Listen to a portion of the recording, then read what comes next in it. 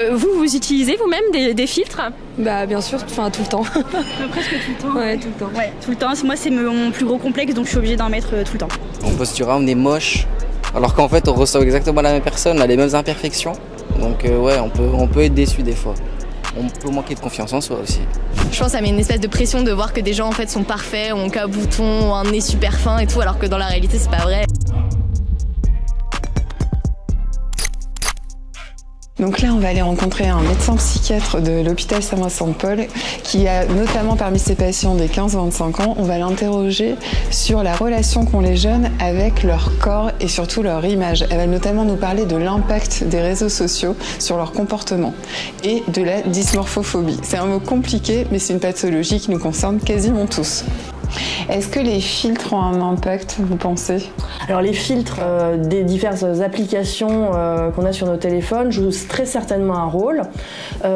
Beaucoup d'adolescents, de jeunes, de moins jeunes viennent consulter finalement les médecins d'esthétique avec leurs photos de filtres en disant je veux ressembler à ça, donc la police, l'ovale du visage principalement. Donc ça on pense qu'il y a vraiment un impact de ces filtres.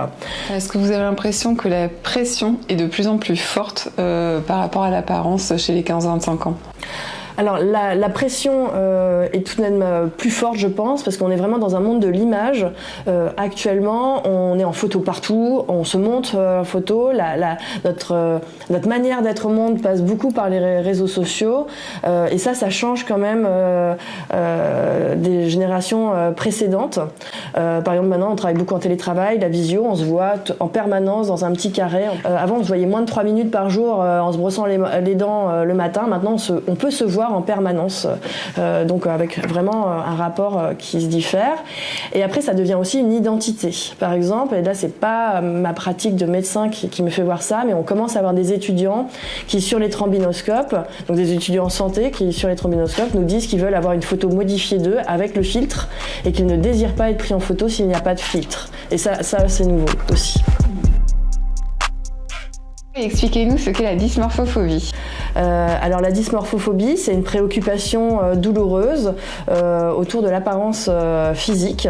La personne se met à s'intéresser, à se préoccuper plusieurs heures par jour de manière vraiment envahissante de ce défaut imaginaire ou très léger. Voilà, leurs proches leur disent mais non, tout va bien, en fait ta peau elle est parfaite, ton ventre il est parfait, et pour eux il y a un vrai défaut, ce qui fait que c'est un accès aux soins assez compliqué parce qu'il y a toute une partie où il va falloir leur faire prendre conscience que il n'y a pas de problème en fait, qu'il n'y a pas de défaut ou très minime, et que ils ne sont pas, eux ils se décrivent comme dégoûtants, moches, inesthétiques.